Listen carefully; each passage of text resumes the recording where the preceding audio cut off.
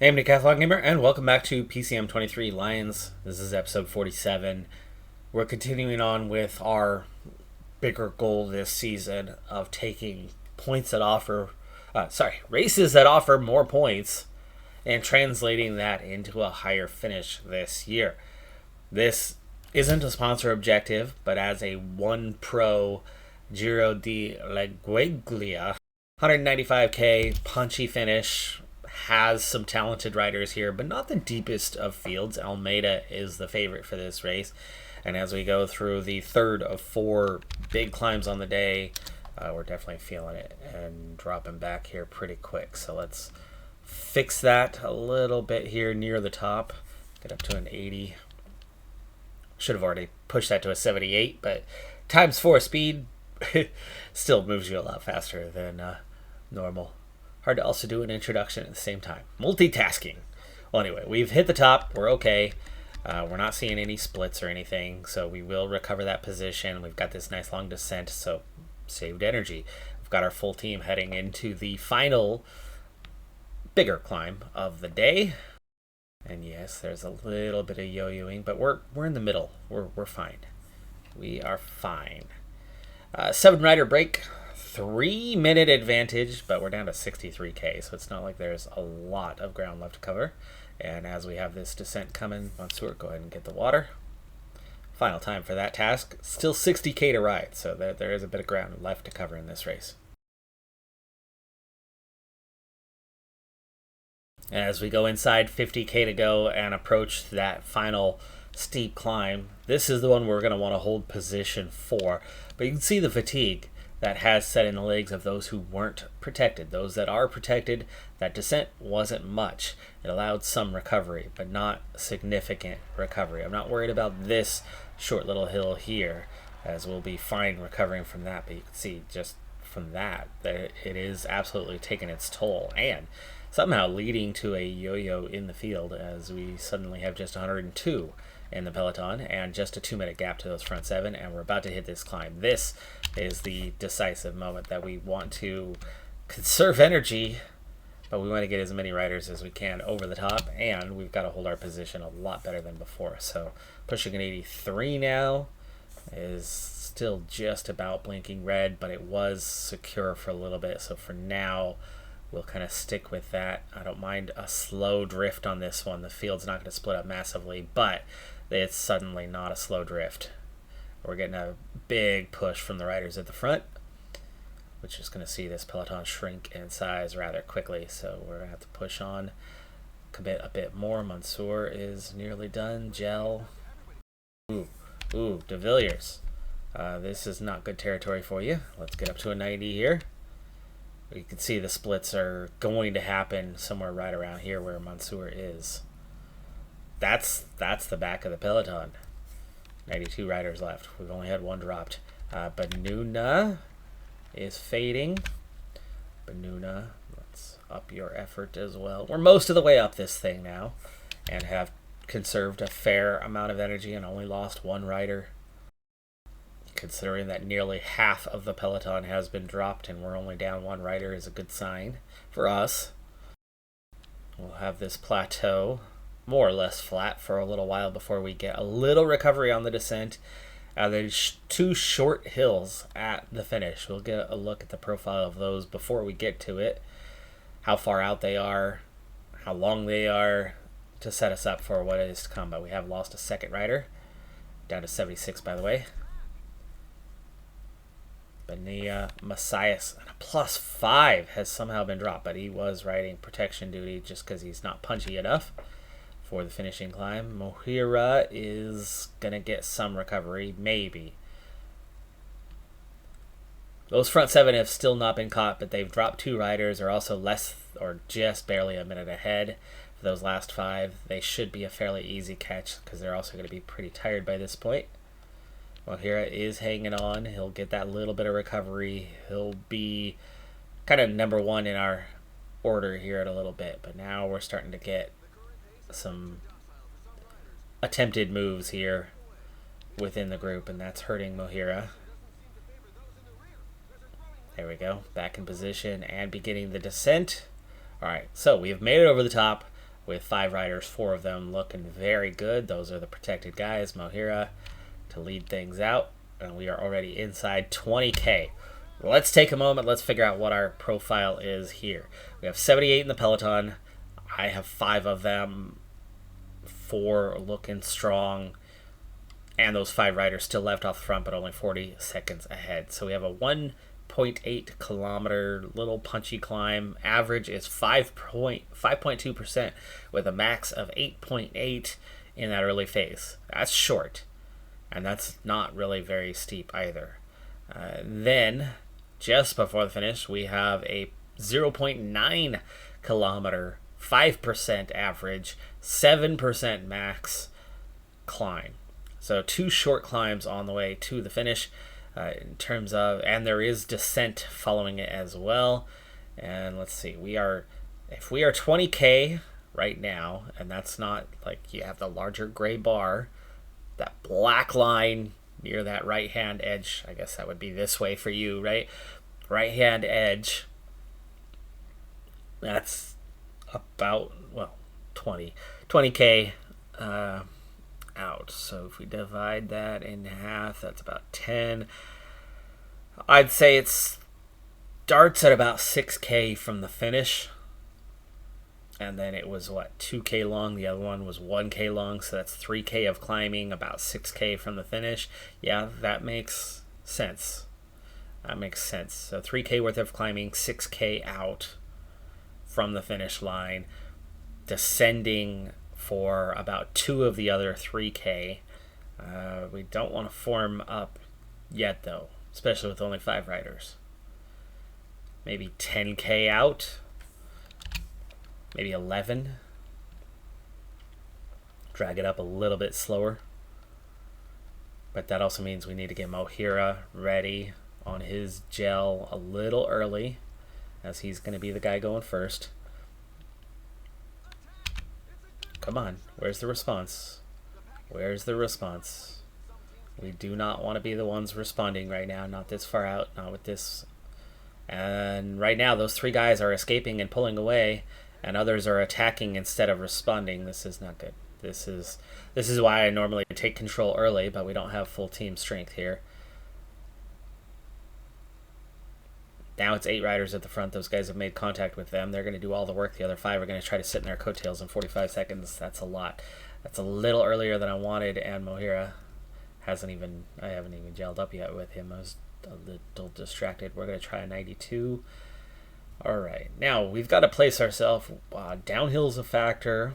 Burhi's not good. He's got a 74 hills rating today.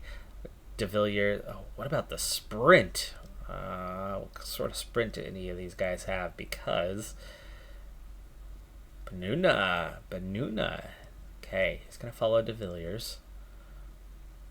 De Villiers also has a little bit of downhill, so Bitsimana or Burhi, who's gonna go first? We have 73 stamina, 77 hill, 73 downhill. Oh yeah, that's gonna be pretty clear. So there's our order.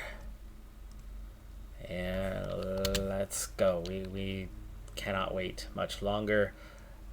This is just, there's too much action happening to just sit back. But for now, this is okay territory because we are not overdoing it at the moment. Now 10K banner. It's 6K where the action starts, and we're pulling those 8 riders back in. That's good. Okay, gel for Burhi. And we're coming up on it. 7K, so I was off by about 1, but the idea was the same. And now we can push to the front. Okay, now we can push 99. Red bar is gone. Burhi doesn't need to go full gas. Mohira was out of red bar. That's why we did that. And we've made contact now with the front. And we're over the first one. Okay, now we want to start pushing 99 the rest of the way and gel up for these guys. 3K, field split, 28 riders, and now we're going full gas. This is the punchy territory where you can make or break the race. In fact, we're already almost the top. It was only 900 meters. So, sprinting, 2K out for Bitsimana, De Villiers, and Benuna. And we're going to be well placed. It's not going to be a 1. Here comes De Villiers. Are we on the podium? We are going to be on the podium. Ethan Goodwin takes the win. Martinelli, De Villiers, Banuna. We beat Adam Yates, Bitsy Mana. 3 riders in the top 6 come Vermark, Feder, Lutsenko, Piccolo. So we got 3 riders in the top 10. Berhe also grabs 15th. The favorite, Joao Almeida, takes just 19th position. No, we don't come away with a win, but we never look like favorites for this. None of those guys are proper sprinters. We had a little bit of hill rating, but there was no separation. It was a sprint in the end. So getting 3 riders well placed, including one on the podium, that's a good result. Well worth the effort to come do the race, because we pick up substantial points for a 3, 4, 6. That's well worth it. That's going to be probably more than what you would have gotten for one rider in first place and no one else placed in points at all.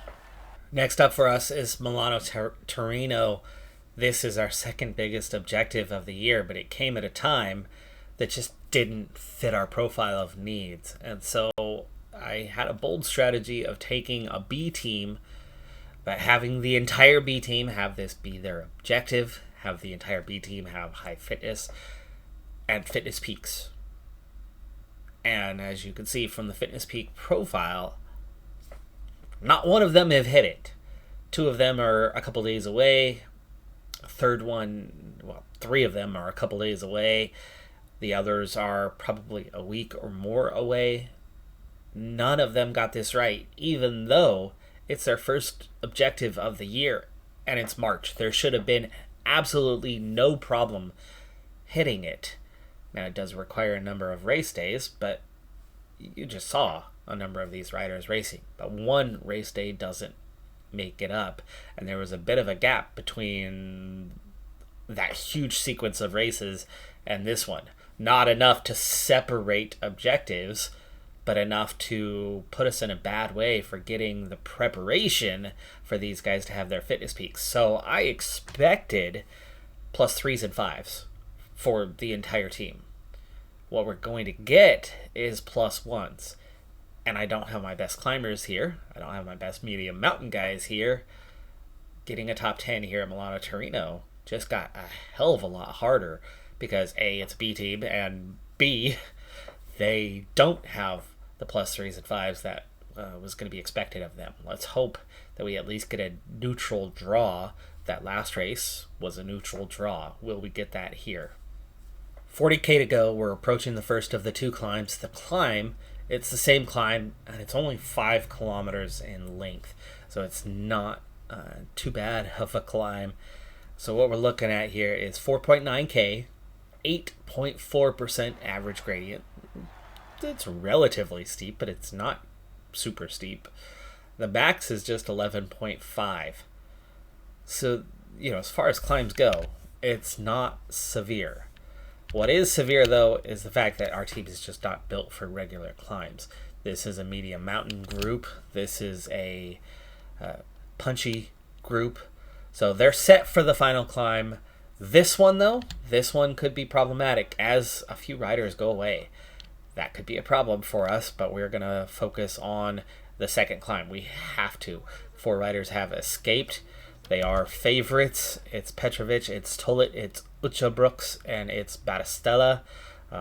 Mulberger is in that's the breakaway splitting up. And then those riders kind of making their way through. So there's 11 guys. Almeida is, shoot, that's a lot of favorites now. We've got 2 riders that are done. Everybody else, we're going to set ourselves up for that final climb to make our push, hopefully cover the ground and not be too far back. It's looking like we're a little too far back, though. It's 2 minutes, but we're not worried about trying to win the race. We are worried about getting a top 10. That task made a little bit harder by favorites going away, but it's those favorites that are going to kick our butts otherwise. Bosco, it's 15K, and we're going to come down this hill pretty quick. Go ahead and gel up. So I have 5 riders for this final push. Bosco's going to be the one leading it out. We're going to recover on the descent here, and then he's going to push to bring us forward, and we're going to start chasing. Now I can see 3 guys that we're going to easily bring back. How many overall are away, though, is a big question. Here comes that big push to start chasing. And I've got a fair amount of energy in the other 4 as we hit the bottom. Okay, now we have an official check. Oh, 2 breakaway riders left off the front. But there's 7 not far ahead, and then 2. Okay, that's not bad, because it looks like you can definitely bring those guys back, and they'll have expended extra energy to attack on the first climb and then be going for it. So this is not too bad of a situation here. But we want medium mountain and hills rating for the last one. So Johannes Dalek, Brady Punchy. Burhi does have a combination of both. You want the punchers at the end. You want the medium mountain guys in the early phase. So De Villiers and Johannes Dalek at the back. Burhi to lead them out. And then Bitsimana. Oof. Maybe we want to bump him down a little bit to behind Burhi. Burhi's, yeah. And then following Bosco. Bosco, we don't want a 99, but we do need to get our foot down here for about half a kilometer while we get in order and start working on our position. Now we can back off. Okay, gel for Burhi. Inside 10K. Just 30 seconds to those guys. So, yes, it's all good. It's all good. Okay, Bosco got us to the front. Nothing more. Burhi's going to have to take over. And do we have our team in place? We do. Well, let's wait for the climb to go crazy. They are just accelerating to make contact with these guys, who 3 of them immediately turn around and attack, but they've been caught before the base of the climb. And here we go. We turn left. And now we're going uphill. 5K. So let's get Bitsimana. Johannes Dalek looking a little weak. Do we want to maybe swap these 2? We're going to swap these 2 based on their just energy. So Johannes Dalek moving into position. Now Burhi. Okay, 4.6K. Got to start accelerating a little bit more. We're just trying to not go too early and see ourselves blow up. So Burhi, there you go, 99. Can you make any progress? We're already down to 34, chasing 1. 3.5K. Johannes Dalek, give me... No, you're a full-on puncher here, so give me your punch. Burhi, try to follow. Down to 24, 23. Chasing 1, and Johannes Dalek gets clear. 2.7, and he's out of energy, but he's got us very, very well placed for the finish. What they don't have, though, is much red bar, with still 2.5K to go. We're catching McLean here. 2K. Down to 18. Down to 14. Give me a 99. We don't have any red bar, so this is now about survival. Down to 9! We're going to get a top 10. Bitsimana, 800 meters, sprinting. De Villiers is just following as best he can, 400 meters. Top 7 now. Looking likely for a podium. Not going to take the win. We have 0 red bars, so no surprise at all that we are overtaken. But I'm going to get 2 guys on the podium. How is McLean the one who's managed to get there, though? That's the surprising part. How is McLean the one that has hung on under those circumstances? But 2 riders on the podium. Whew, that's good. I mean, Otschebroeks took 8th. Those guys attacking on the previous mountain really did them in. Adam Yates is only 12th, way behind. Burhi got 13th, so he's going to pick up a few points. There is Johannes Dalek in 16th. That might be right at the edge of point scoring position, so he may have picked up a point or 2. There's Joao Almeida, the favorite, once again, and this, much more his profile than that last race, and he is only 20th. Only 20th. That is an excellent result. I didn't think we were going to finish anywhere near that high. Is it disappointing that we lose by millimeters? Well, duh, of course it is, but under the circumstances, looking at what was left of Burhi, Bitsimana, and De Villiers as we approach the end, seeing that I had yellow bar, I knew we would make it to the end with that, but the red bar was already completely wasted. Johannes Dalek, profile-wise, we had no choice but to do what we did. He was pure puncher, no climbing ability. We had to just put the foot down and try to drop riders. And we did. We blew up the group, left us with a small group, but then we had nothing left to try to finish the race off. I wasn't here to win this thing. I was here to get a top 10. So getting 2 riders on the podium was well beyond that. I was very nervous about this team going in, hence the stop and drop in to give you the update on where we were for this. We really lucked out with a great race day condition draw, though, that really made a lot more possible than what would have been otherwise. So for a B team to come in and get this result, even though the win was that close, to get this result was good. It was really good. It would have been nice, though, for a Rwandan to win a significant race like Milano Torino. Would that have been a boost to the nation? Probably not. Probably not, but maybe. Maybe. There's already some popularity there. What there isn't is the training structure for Rwanda. So that being said, I doubt it would have seen a boost. But wow, close. So close. I think we raced that really well, though. Well, with 2 super successes for our 2 major objectives of the year, that's done a lot. That has done a lot to set us up to maybe have a super success this year after a bit of a troubling start. The busy period where we were overloaded on a lot of B team, C team kind of stuff is going to start to be a thing of the past, because now we're going to clear our calendar out and we're going to be able to focus on one objective at a time and bring our A team to those type of objectives, have fitness peaks, have, rider by rider focused on that race with their individual objective for that race. And that means we can find a lot more results probably the rest of the way. We could be more consistent, which means we should be able to take what is right now barely the 85% we need for a super success and see that increase in time. Also, just bonus results here and there in other races can do the same thing. But we had a very, very busy late January all the way through February. That was the hardest part of the calendar. So it's easing up from here. Our 2 biggest objectives are done. The one that we failed, well, that's behind us at least. Britain's tour is after the deadline, so Frankfurt Classic is the last significant one the rest of the way that we're going to have to make sure we do. And that's a sprint, and we need a top 10. And we all know that the last couple of years I've foregone the sprint. Now I'm starting to get the riders back in place and improved. And we're probably about where we were when we last focused on sprints. But that's not a good place, and the races are tougher. Frankfurt Classic, it's a World Tour Classic. That's a really weak, mediocre one. And a top 10 is very different than trying to go for a win, which was always what our sprints were focused on. It was those stage win objectives that we were like, okay, I know we don't have a sprint, but we've got to go for a win. It's win or nothing, win or go home. Top 10's different. That can allow you to maybe change your tactics slightly.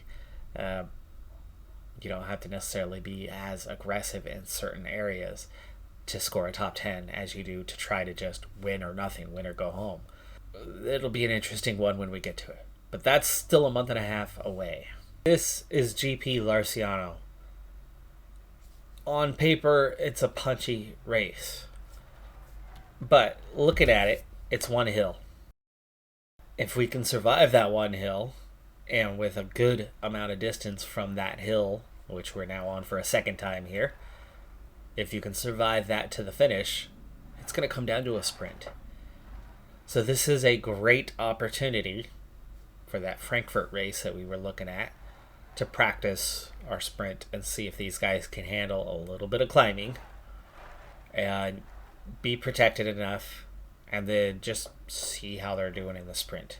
See what they're capable of these days. But as this is just a 1 pro, I did not go into this with any objectives or anything like that. Just I made sure that my sprinters were here, didn't care who else was here to support them. Unfortunately, as we are halfway through and at 70k need water for the one and only time for the day, let's go ahead and get Banuna to take care of that. As we continue on here, and I'll slow things down for a moment as we head into lap number 6. And like I said, we're halfway and looking pretty good, pretty fresh right now. 7-rider break, 3-minute advantage.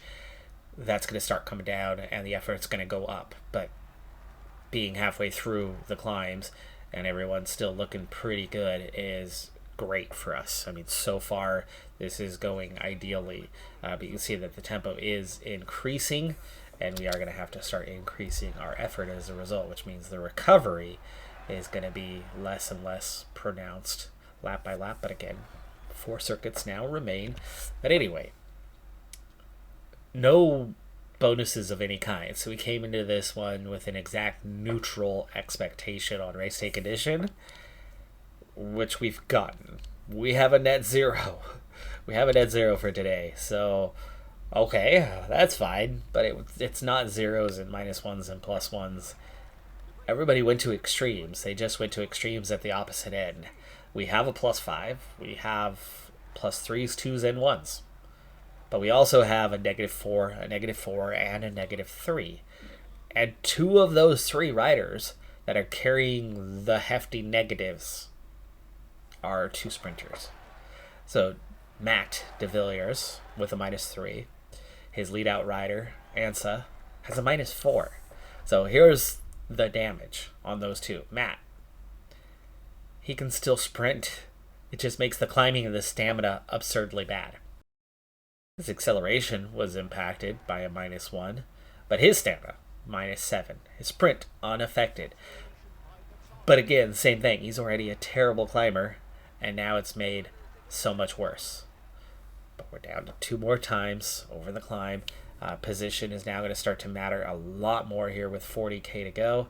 You can see he's returning to position. He's actually our last rider on the road right now. So he's getting back up there in time. What's not happening for those 2, though, is much recovery. It's hurting them. It's absolutely hurting them. So it's still up in the air on whether we're going to have our sprinters for the end on this one. 2 climbs to go. Let's push a little bit harder to keep position. 83 now, 35k to go. Bosco is currently the last rider on the road. He's got a nice +5. Beautiful stuff, but he's not good to begin with. He does have a slightly capable sprint, though, so but he's the only one riding solo, and he's dropping back here pretty dang fast, so pushing on. He's okay. He's okay. We're down to 1. Down to 1. Ansa, Bosco, all trying to get back up into position. De Villiers trying to get back up in position. A lot of chasing. The effort level has definitely gone up, and for this last climb, we're going to need it to go up even more.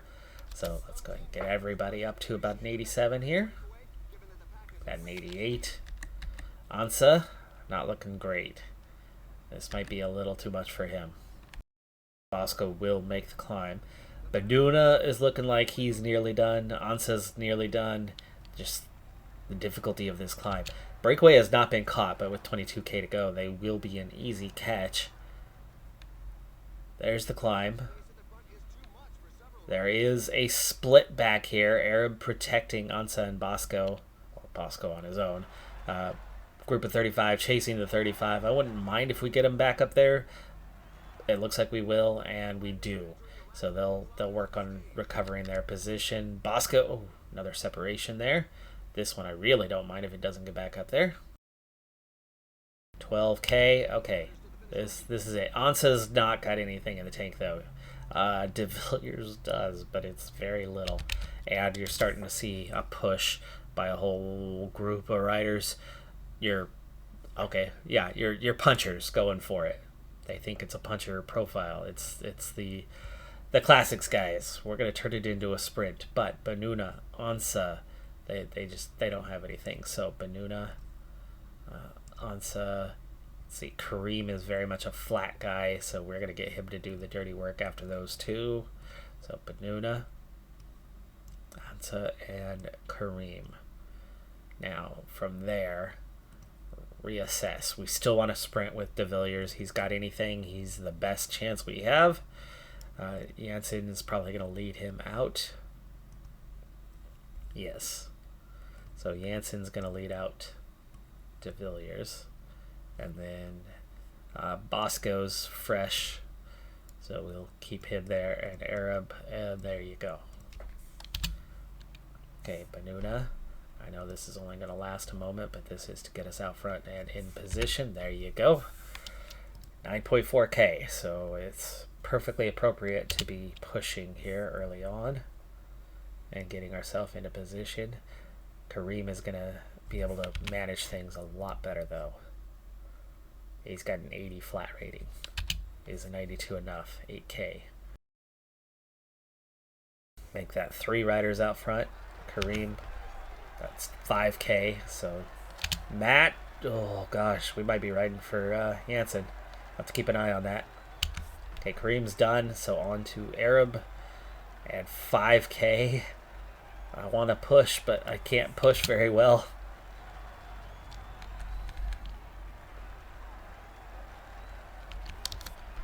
Gel. Gotta watch De Villiers. He is down. I think we're really gonna have to just kind of ride for Janssen at this point, and that's 2.9K. Yeah, there's some hurting in the legs. It's got to be universal. Nope, there's De Villiers. He is done. So yes, we are riding for Janssen. 1.4K. So Bosco getting the sprint started and Janssen going for it. And a lot of these guys just couldn't hack it. Now this is breakaway riders. Whew, buddy. Second place. Romero from the break hangs on, takes the victory. Janssen wins the sprint. And how many races in a row have we grabbed a podium but not a win? I don't mind. That's okay. Bosco takes 8th. That was the best just sprint we've had in a long time. That's a good test for Frankfurt. That was without the objectives. That was with terrible race day condition for the 2 sprinters.